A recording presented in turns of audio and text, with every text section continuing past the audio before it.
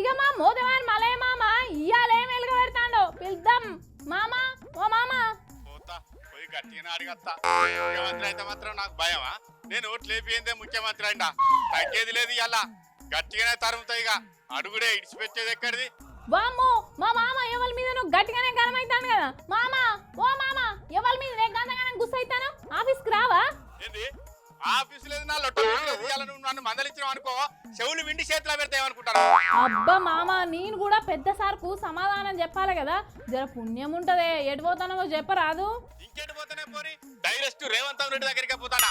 ఏంది ముఖ్యమంత్రి దగ్గరికా? ఎందుకే? ఎందుకనేమో సన్నాయి నొక్కులు నొక్కుతానేమో మెల్లగా నల్లి కుట్టదానా? అసలు ముందుగాల నిన్ను అందుకోవాలి. మార్పు మార్పు అని నా ఎంబడి పడి నా మెదడంతా ఖరాబ్ చేసి నా ఉద్యమ పార్టీకి ద్రోహం చేసుకొని మా పార్టీ ఎమ్మెల్యే అభ్యర్థిని కాదని మీ వాళ్ళని గెలిపించేటట్టు చేసుకుంటువి. నిన్ను అందుకోవాలి నల్లి కుట్టదానా? నువ్వు ఆనే ఉంటాయి. అబ్బా మామ నన్నెందుకు తిడతాను? షై పార్టీ అధికారంలోకి వచ్చి ఏడాది కాబట్టే ఒక్కొక్క పని చేసుకుంటూ అత్తత్తి. ఏంటిదే చేసేది? హాస్టల్ ఉన్న పోరగల్లా కాయమన్నా బువ్వ పెట్ట దాత కాదు. రైతు భరోసా ఇంతవరకు ఇచ్చిందే లేదు. వాయిదాల మీద వాయిదాలు వేసుకుంటే ఏడాది నర్థం వెళ్ళదీసిండ్రు. అసలు 4,000 రూపాయల పింఛన్ అయితే ఊసేలేకపోయా. రాష్ట్ర ఖజానాల పైకం లేదట్నే మామ. ఒక్కొక్కటి నిమ్మలంగా అమలు చేస్తాడు. ఏందే మూడు ముచ్చట్లదానా? మరి పైకమే లేనప్పుడు ప్రజాపాలన ఉత్సవాలు ఎందుకు జరిపియాలి? లచ్చలు లచ్చలు పెట్టి టీవీలలో పేపర్లలో అడ్వర్టైజ్మెంట్లు ఎందుకు ఇవ్వాలి? అసలు మీరు ఏమనుకుంటాండే? ఏం కొంపలు అనుకుంటానే ఇప్పుడు గంతగానే నిలుగుతానవేంది? ఏందే నీరుగలదానా? అసలు మీ చేయి పార్టీ సర్కారు వాళ్ళు చెప్పిన మార్పు ఏంటిది? ఇప్పుడు చేసేది ఏంటిదే? మార్పు అంటే టీఎస్ ను టీజీగా మార్చుడు, రాష్ట్ర గీతం మార్చుడు, తెలంగాణ తల్లి రూపం మార్చుడు అనే పోయిన పత్తి చేనులో పరిగెరుకునే మొక్కందానా? అసలు నీ మాటలు నమ్మి మోసపోయినా నేను. సర్పంచ్ ఒట్టు దగ్గరికి వస్తాను ఎత్తారు కదా, గప్పుడు చెప్తా నీ సంగతి మీ అన్న సంగతి. గట్టిగానే కడుగుతా రానైతే రాని. అవు మామ నీ కోపానికి కూడా అర్థం ఉన్నదే. అసలు గిసొంటి మార్పు అంటే మేము కూడా రేవంత్ సార్ ఎంబటి తిరగబోదుము. గట్ల బుద్ధి తెచ్చుకో. 4 ఏళ్లలో మళ్ళా మేమే అధికారంలోకి వస్తాం. అప్పుడు మీ అన్న ఏమేం చేసిండో అవన్నీ మేం మారుతాం. ఏంది మళ్ళా మీరు మారుతారా? మరి లేకుంటేనే మా పెద్దసారి పెట్టించిన తెలంగాణ తల్లి విగ్రహంలా మా కవితక్క రూపం, దొరసాని రూపం ఉన్నదని మీ అన్న అన్నాడు కదా. మరి మీ అన్న పెట్టించే తెలంగాణ తల్లి విగ్రహంలో కూడా మీ అన్న బిడ్డ ముఖం లెక్కనే కానొస్తుందని ఆర్ట్ షాపులలో వార్త చక్కర్లు కొడుతుంది. అందుకే మేము అధికారంలోకి రాగానే మీ అన్న పెట్టించిన తెలంగాణ తల్లి విగ్రహాన్ని మేము మారుతాం. మీరు కూడా 9వ తారీఖు నాడు మేడ్చెల్లా మీ పార్టీ ఆఫీస్ కాడ తెలంగాణ తల్లి విగ్రహం ఓపెనింగ్ చేస్తారట కదా. అవు మరి మీ పార్టీ వాళ్ళు పెట్టే తెలంగాణ తల్లి విగ్రహం ఓపెనింగ్ కు మేమెందుకు వస్తాం? అందుకే మేము వేరే ఏర్పాటు చేసుకున్నాం. అవ్వ మామ మీ తల్లి మా తల్లి ఏందే? రాష్ట్రానికి ఒకటే తల్లి ఉంటది కానీ. అవునే బుజ్జి, మీ పార్టీ జెండా మా పార్టీ జెండా వేరు వేరు ఉండాలి. అవి గట్లనే ఉంటాయి, అది రూలే. గాని ఒక్కటే రాష్ట్రానికి తెలంగాణ తల్లి రూపంలో 2 విధాలు ఎందుకుంటాయి? ఏందన్నట్టు అసలు ఈ ముచ్చట? నేను కదా అంటాననే. వీళ్ళు ఏర్పాటు చేసిన తల్లి వాళ్ళకి నచ్చది, వాళ్ళు ఏర్పాటు చేసిన తల్లి వీళ్ళకి నచ్చది. అంటే వీళ్ళ గుర్తులు వాళ్ళు జరిపేసుడు, వాళ్ళ గుర్తులు వీళ్ళు జరిపేసుడు, అంతేగాని మన బతుకులు అయితే మార్చేది లేదంటావు. అంతే కదా మరి. మా పార్టీ లీడర్ల ముచ్చట్లు మీ పార్టీల లీడర్ల ముచ్చట్లు ఇంటా ఉంటే అర్థమైతలేదా నీకు? పరిష్కారం ఏందో నువ్వే చెప్పు. నీయసంటి అనుభవం గల్లోనే ఆలోచించాలి నే మామ. మరి అందుకే పోయి గట్టిగానే కడిగెత్తనని పోతానా మరిగా. ఓ మామ ఏడికే పోయేది? ఆవేశపడకు. మీ పార్టీ తరపున నువ్వు మా వాళ్ళని నిలదీసుడు, మా పార్టీ వాళ్ళ తరపున నేను మీ వాళ్ళని నిలదీసుడు కాదు ఇప్పుడు మనం చేయాల్సిన పని. నువ్వన్నది కూడా నిజమేనా బుజ్జి? వాళ్ళ కోసం మనం దన్నుకున్నాడు ఎందుకే? బహుజనులమంతా మనమే ఒక్కటయ్యి వాళ్ళనే రాజకీయాలకి వెళ్ళి మార్చేసి మన బతుకులు మనమే మార్చుకుందాం. అబ్బా నా కళ్ళు మంచిగా తెరిపించినాయి బుజ్జి. అరే పిడికెడు మంది లేరు, వాళ్ళకు మనం ఓట్లేసి అధికారం వాళ్ళకి ఇచ్చి మనం బుచ్చగాల లెక్క వాళ్ళని అనుకునేదే.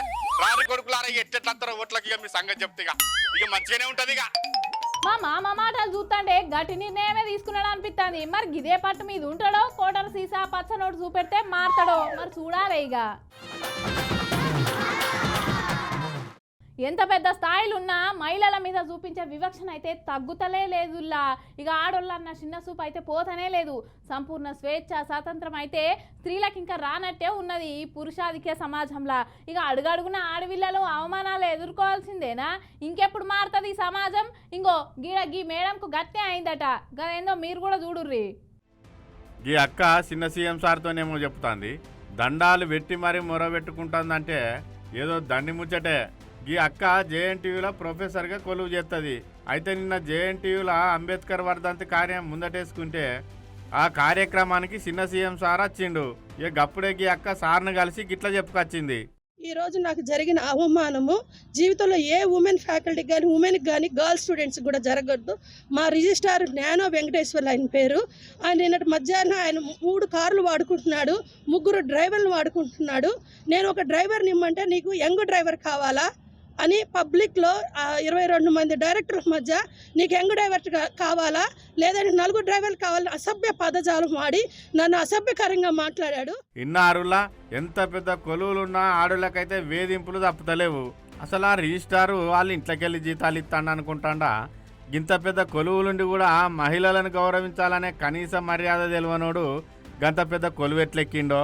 బళ్ళు కాలేజీలు ఇక ఇప్పుడు ఇట్లా యూనివర్సిటీలో కూడా మహిళల మీద గిట్లా పురుషాధిపత్యం చూపెడతానంటే ఇక స్వాతంత్రం ఎక్కడొచ్చినట్టు? 75 ఏళ్ళ స్వాతంత్ర భారతంలో స్వేచ్ఛ ఎవలకున్నట్టు? చదువులు చెప్పే పంతులమ్మలను కూడా గీ తీరులో వేధిస్తానంటే వీళ్ళు సభ్య సమాజానికి ఏం సందేశం ఇస్తారన్నట్టు? విశ్వవిద్యాలయాలలో ఈ వికృత చేష్టలేంది? చదువులు చెప్పే సరస్వతి మాతలకు ఈ వేధింపులేంది? ఆడదంటే ఆట బొమ్మ లెక్కనే కానొస్తుంది కావచ్చునా ఈ సమాజానికి? ఆడలు లేని సమాజాన్ని ఊహించుడే కట్టం కదా. గీ మోతేవారికి అక్కనన్నట్టే వాళ్ళ ఇంటోళ్ళని ఎవరన్నట్టే ఊకుంటాడా? వాళ్ళకో న్యాయం మందికో న్యాయమా? గీ అక్క అంటే ప్రొఫెసర్ కాబట్టి ధైర్యంగా బయటకు వచ్చి జరిగిన ముచ్చట చెప్పుకొచ్చింది. ఇది రిజిస్ట్రార్ ఏంటంటే ఇంకా 4 డ్రైవర్లు కావాలా? అసభ్య పదజాలం, ఇష్టం వచ్చినట్టు మాట్లాడతాడు పబ్లిక్లో. ఆయనకి రిజిస్ట్రార్ పదవి రావడంతోనే మహిళని కూడా చూడకుండా ఇష్టం వచ్చినట్టు మాట్లాడుతున్నాడు. ఇది ప్రభుత్వానికి మీరు దృష్టికి తీసుకెళ్ళాలి. రేవంత్ రెడ్డి గారికి, సీఎం గారికి తెలియాలి. అలాగే మా ఉమెన్ కమిషన్ కూడా తెలియాలి. అలాగే ఎస్టీ కమిషన్ కూడా తెలియాలి. ఒక ఉమెన్కి ఇంత అన్యాయం జరుగుతుంటే ఇంకా బయటికి రాని సంఘటనలు ఎన్నో. మహిళల రక్షణ కోసం ఎన్ని చట్టాలు వచ్చినా ప్రత్యేకమైన పోలీస్ స్టేషన్లు పెట్టి ప్రత్యేకమైన కోర్టులు పెట్టి ఎంతో మంది బడివేగాళ్ళని శిక్షించినా కూడా ఈ సమాజంలోనైతే స్త్రీని గౌరవించాలన్న సోయి అయితే అత్తలేదు. ఇక చూడాలి మరి ఈ సారు మీద చిన్న సీఎం సారు ఏం చర్య తీసుకుంటాడో. బుద్ధి చెప్పాల్సిన నాయకులే గిట్లా ఎట్లా వాడితే అట్లనే మాట్లాడితే ఎట్లా ఎప్పుర్రి? అరే ఒక బాధ్యత గల ఎమ్మెల్యే పదవిలున్న నేను ఎమ్మెల్యే గానికి నాకు అన్ని సామాజిక వర్గాల ప్రజలు ఓట్లేసిండ్రు, నాకు అందరూ ఒకటే అనే సోయి లేకుండా ఎట్లా పడితే అట్నే మాట్లాడుతుండు చూడు గీ ఎమ్మెల్యే సారు. మరి ఇంకా ఎమ్మెల్యే సారు ఎవరు ఏం మాట్లాడుతాండు పురాగార్చుకుందాం పాడ్రి.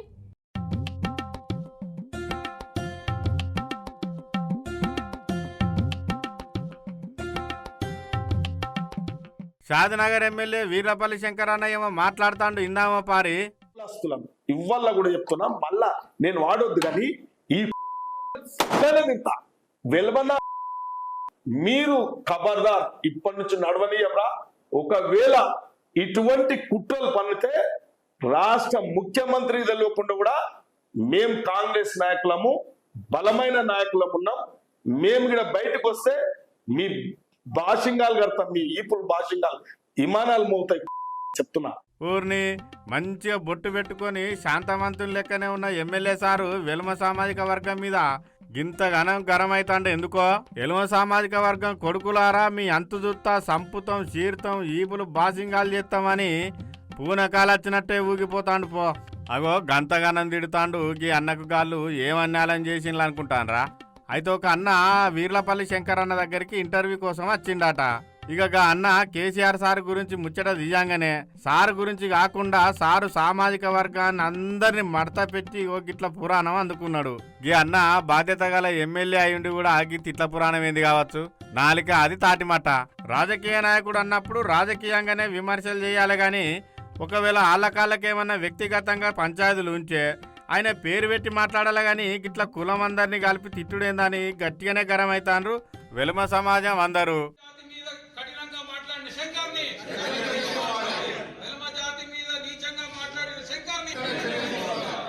గంతగనం తిడితే ఎవరైనా ఊకుంటారా? హైదరాబాద్లో వెలుమ సామాజిక వర్గానికి సంబంధించిన పెద్ద నాయకులు అందరు కలిసి దోమలగూడ పోలీస్ స్టేషన్కి పోయి కేసు పెట్టిండ్రు ఎమ్మెల్యే వీర్లపల్లి శంకరన్న మీద. ఇక ఈ ముచ్చట మీద వీర్లపల్లి శంకరన్న పార్టీ పెద్ద మహేష్ కుమార్ అన్న కూడా వీర్లపల్లి శంకరన్నను వివరణ అడిగిండు. తప్పు గాయనది కాదు, గిసొంటి మనిషికి ఓట్లేసి గెలిపించి ఎమ్మెల్యేని చేసినందుకు మాదే తప్పని అంటాను అక్కడి పబ్లిక్. రాజకీయ నాయకులు అంటే ప్రజలకు ఆదర్శవంతంగా ఉండాలి, పబ్లిక్ తిప్పలు అరుచుకోవాలి, శాంతి భద్రతలకు భంగం కలగకుండా చూసుకోవాలి. కానీ గీళ్ళే లేనిపోని పంచాయతీలు తయారు చేస్తే ఎట్లా చెప్పు అనబట్టిరు తెలంగాణ పబ్లిక్. కుటుంబం కాబట్టి నేను అన్ని విషయాలు మాట్లాడుకుంటూ ఆ కుటుంబాన్ని వెల్మ కుటుంబాన్ని అనే వర్డ్ వాళ్లకు వర్తించే విధంగా అనుకున్నా కానీ ఇట్లా మన వెల్మోళ్ళందరూ కూడా వాళ్ళని ఉద్దేశించి పర్సనల్గా వాళ్ళని కించపరిచినట్టు కాదు. అటువంటిదేమన్నా మిగతా వెల్మ కులస్తులందరూ కూడా వేరే రకంగా భావిస్తే నేను అన్న వర్డ్ కూడా విడ్రా చేస్తున్నా. అటువంటిది ఉద్దేశం కాదు నాకు. ఒక కల్వకుంట్ల కుటుంబం అరాచకాలు చేసింది, 10 సంవత్సరాలు కాంగ్రెస్ కార్యకర్తలను ఇబ్బంది పెట్టిండ్రు, సామాజిక వర్గంగా మమ్మల్ని కూడా ఇబ్బంది పెట్టింది. కాబట్టి వాళ్ళ మీద ఉన్న అక్కస్తోనే మాట్లాడుతున్నా తప్ప మేము వేరే ఇతర వాళ్ళను మాట్లాడే ఉద్దేశం కాదు. ఒకవేళ అటువంటి మాట్లాడినట్టుంటే కూడా నేను విడ్రా అవుతున్నాను.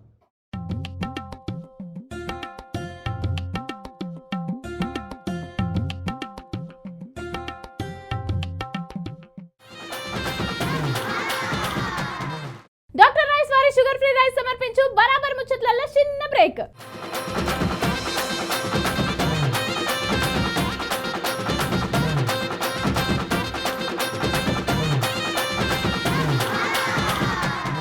కూటి కొరకు కోటి విద్యలు అంటారు, కరెక్టే. కానీ మనం చేసే పని నలుగురు మెచ్చాలి కదా. కానీ గిడో తాన ఒక అక్క బంగారం అసొంటి కొలువు ఉండంగా సెంటిమెంట్ను మూట కట్టుకొని ఇక నేను ఆడవిళ్ళను ఏది చేసినా నడుతుంది, ఎట్లా పడితే అట్లనే బెదిరియొచ్చు అని అనుకొని ఈ అక్క ఎంత పని చేసిందో మీరే చూడుర్రా పారి.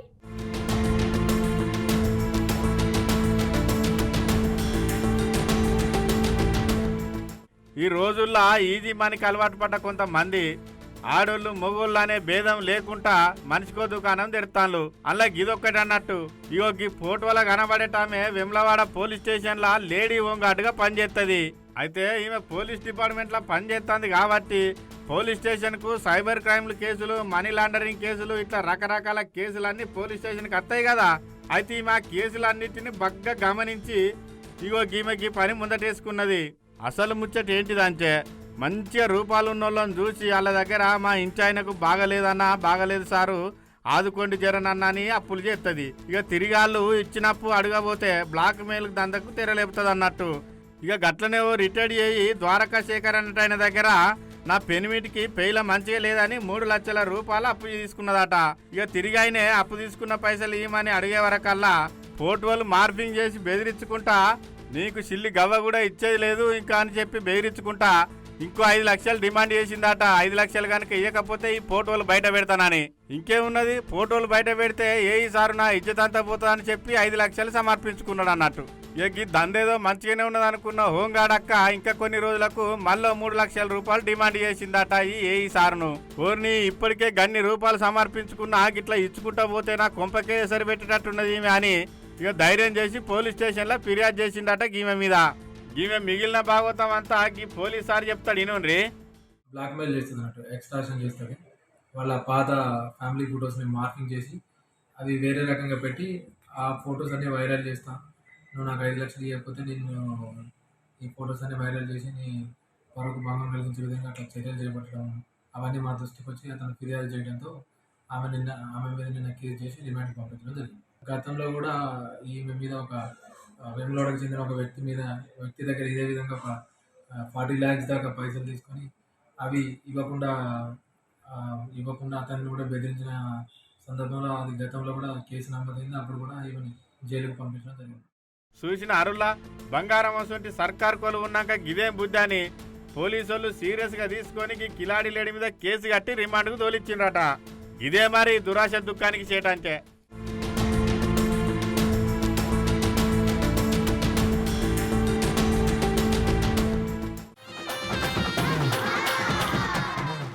అబ్బా డ్రైవింగ్ లో పోటీ పెడితే గీ అన్న ఫస్ట్ వచ్చేటట్టున్నాడు కదా, మామూలుగా డ్రైవింగ్ లేదు కదా ఈయనది. ఇక పోలీసు వాళ్ళను పబ్లిక్ ను టోల్ గేట్ ను కూడా దాటుతాడు కదా, ఎట్లు ఉరుకుతుందో చూడు బండి. ఇక గిసోంటి అన్ని మనం సినిమాలు అలా చూస్తాం, కానీ మీకోసం రియల్ స్టోరీని పట్టుకొచ్చిన. మరి గంతగానం పరిధానం చూపెట్టిన గా అన్న ఎవరు, ఏడాయింది, గా ముచ్చట ఏందో పురా కరుసుకోండి.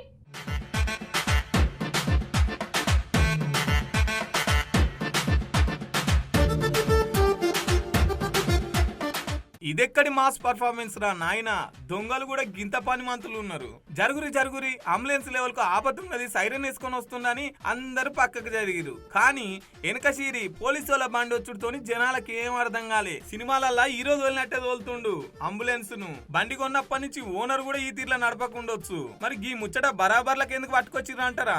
అయితే నూర్రి అంబులెన్స్ నడిపేది డ్రైవర్ కాదు, అందులో ఎవరు పేషెంట్లు లేరు. అవు అంబులెన్స్ దొంగతనం చేస్తుండు. వెనకాలకెళ్లి పోలీసు వాళ్ళు ఎమ్మడి వాడుతోని ఇట్లా దొంగకు పోలీసు వాళ్ళకు బండ్ల పోటీ నడిచింది. హయత్ నగర్ నుంచి విజయవాడ రూట్ కు నడిచింది ఈ బండ్ల పోటీ.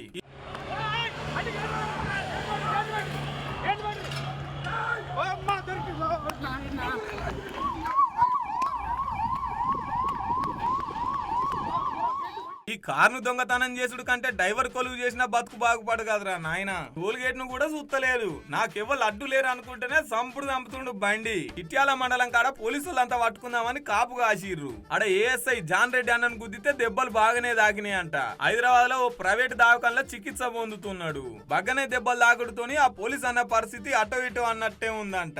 వామ్మో వీడు బాగా కరడు కట్టిన దొంగ ఉన్నట్టుండ అనుకుని పోలీసు వాళ్ళంతా సూర్యాపేట కాడ టేకుల మడ్లనే రోడ్డుకు అడ్డంగా మొత్తం లారీలు పెట్టి పట్టుకున్నారు ఈ దొంగని. అగో బండి రోడ్డు పక్కన ఇట్లా బురదలకు దింపిండు. ఈ బడివేగాడు ఇంత ముందు కూడా బగ్గనే దొంగతనాలు చేసిండంట. ఎంత పని చేస్తీవి, బండ్లు కొట్టేయాలి గాని ఇట్లా ఏ బండి కొట్టేయాలో తెలియదా? చల్ దొంగల పర్వంతా తీతివి కదరా అని రంది పడుతున్నారు గీ ముచ్చటరికైన కతిమ్మ దొంగలు. అరే మేము ఇంతగానం ఏమటి పడుతున్నాం, మమ్మల్ని ఖాతరు చేయకుండా మమ్మల్ని గింత తిప్పలు పెడతావా అని చెప్పేసి పోలీసు వాళ్ళు పెళ్లి కొడుకుని చేస్తానికి పోలీస్ స్టేషన్ తీసుకుపోయిండ్రు. ఈ అంబులెన్స్ ఎత్తుకపోయి ఏం చేద్దాం అనుకున్నావురా నాయన? అంబులెన్స్ అయితే సైరన్ వేసుకుని రప్పరప్పురు పోలీసు వాళ్ళు ఎవరు పట్టుకోరు, ఏడికైనా ఈజీగా పోవచ్చు అనుకొని ప్లాన్ వేసినట్టుండు. కాక దొంగకు చెప్పే లాభం అన్నట్టు ఈ నడుమ దొంగలు తెగమోపయ్యిర్రు. పోలీస్ అన్నలు వాడు ఇంత ముందుకు ఏమేం కొట్టేసిండు, ఏడేడా కొట్టేసిండు అన్ని లెక్క తీసి కోర్టుకు అప్పచెప్పే పనిలో పడ్డారు.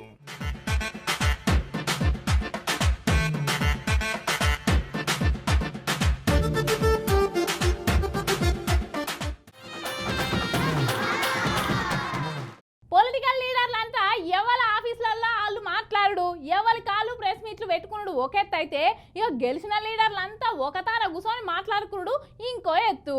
ఇక పబ్లిక్ సమస్యలు మాట్లాడుకోనికి అన్ని పార్టీల నుంచి గెలిచిన లీడర్లంతా అసెంబ్లీలో అట్నే పార్లమెంటులో మాట్లాడుకుంటా ఉంటారు. అయితే ఇప్పుడు గా పార్లమెంట్ సమావేశాలు నడుస్తున్నాయి కదా, మరి ఎట్లయితున్నాయి ఓ పారు చూసొద్దాంపా.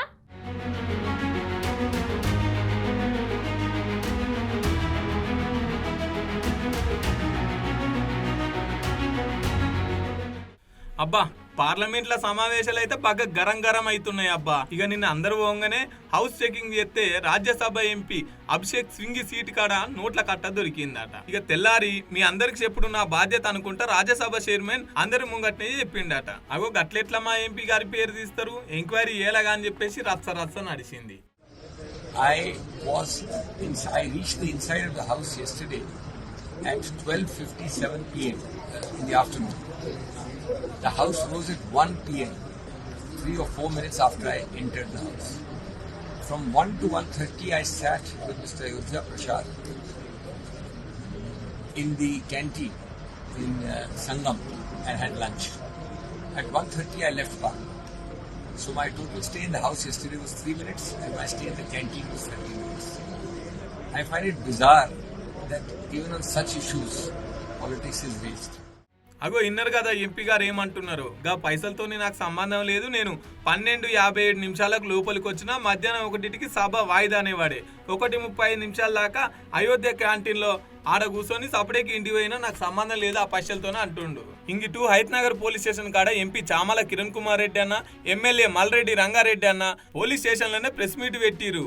మా నాయకుడు రాహుల్ గాంధీ గారి ఫోటోని మార్ఫింగ్ చేసి బీజేపీ గుజరాత్ ట్విట్టర్ ఆఫీషియల్ లా పోస్ట్ చేస్తున్నారు అని చెప్పేసి, ఇట్లా సమావేశాలలో ప్రతిపక్షాలను నెగ్లనిస్తలేరు అని చెప్పేసి గుస్స అవుతున్నారు కాంగ్రెస్ వాళ్ళు. రాహుల్ గాంధీ గారిని ఒక మార్ఫ్డ్ ఫోటోగ్రాఫ్ పెట్టి బీజేపీ గుజరాత్ అఫీషియల్ వెబ్సైట్లా, అంటే అఫీషియల్ ట్విట్టర్ హ్యాండిల్లా, ఎక్స్ హ్యాండిల్లా కాలాధన్ का किस्सा है, यही రాహుల్ కా హిస్సా హై అని ఒక మీ అందరికి చూపిస్తున్నా. ముఖ్యంగా ఇది దీంట్లో మీరు చూసినట్టయితే ఇది ఒక మార్ఫుడ్ పిక్చర్. రాహుల్ గాంధీ గారి చేతిలో కొంత డబ్బు పెట్టి ఒక మార్పుడ్ పిక్చర్ని భారతదేశంలో కాంగ్రెస్ పార్టీపై దుష్ప్రచారం చేసే దిశగా బీజేపీ నరేంద్ర మోడీ గారి సొంత రాష్ట్రము గుజరాత్లో ఈ యొక్క కార్యక్రమాన్ని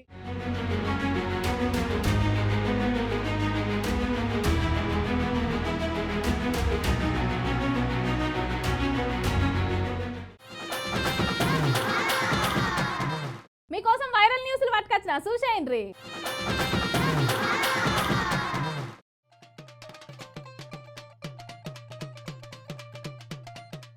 ఇళ్ళల్లో అప్పుడప్పుడు చిన్న చిన్న పొలగాళ్ళు ఆటలు ఆడుకుంటా పావుల పైసలు మింగుడు, ముక్కులలో బలపాలు పెట్టుకునుడు, చెవుల చిల్లర పైసలు పావుల పైసలు పెట్టుకునుడు, లేకుంటేనేమో బిందెను తలకాయకు తలిగించుకొని అలా తలకాయ ఇరకపోడు, గిసొంటి సంఘటనలు అప్పుడప్పుడు చూస్తూనే ఉంటాం ఏదో కాడ కదా. ఇక గసొంటిదే గీ ముచ్చట అన్నట్టు.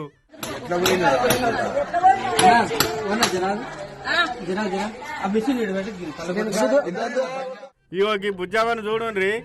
మీరు అనుకున్నది నిజమే, ఆ బుజ్జావ తలకాయ 2 పిల్లర్ల నడమ ఇరుక్కపోయింది. అయితే గీ ముచ్చట ఎక్కడ జరిగిందంటే నాగర్ కర్నూలు జిల్లా అచ్చంపేట మండలం పులిజాల అనే గ్రామంలో సర్కారు బల్లెకి బుజ్జి చదువుకుంటుందట. అయితే సోపతిగాళ్లతోని కలిసి ఆడుకునే క్రమంలో మరి దాగుమూతలే ఆడుకున్నదో ఏమో గాని ఈ 2 పిల్లర్ల నడమ తలకాయ పెట్టి ఇక మళ్ళా బయటికి తీద్దామంటే ఎంతకు రాలేదట. వామో వాయు అనే మొత్తుకునే వరకల్లా ఆ బల్లున్న పంతుళ్ళు బడికి దగ్గరున్న ఊరోళ్ళు అందరు ఉరికొచ్చి మెల్లగా బుజ్జావకు ధైర్యం చెప్పి, బుజ్జి నువ్వేం భయపడకని ఆ పిల్లర్లను మెల్లగా బిచ్చులు తొలిసి బుజ్జావ తలకాయని బయటికి తీసిండ్రు. ఇంకా నయం ఆమె గట్టిగా మొత్తుకునే వరకల్లా అందరు చూసి వచ్చి ప్రమాదం నుంచి బయటపడేసిండ్రు. కానీ ఎవరు చూడకుంటుంటే ఎట్లుండు కావచ్చు, పెద్ద ప్రమాదమే తప్పింది కదా. ఎందుకైనా మంచి చిన్న పిల్లగాళ్ళు ఆడుకునేటప్పుడు ఆదమరిచి ఉండకుండా వాళ్ళ మీద కన్నేసి జాగ్రత్తగా కంటికి రెప్పలే కాపాడుకుంటూ ఉండాలి.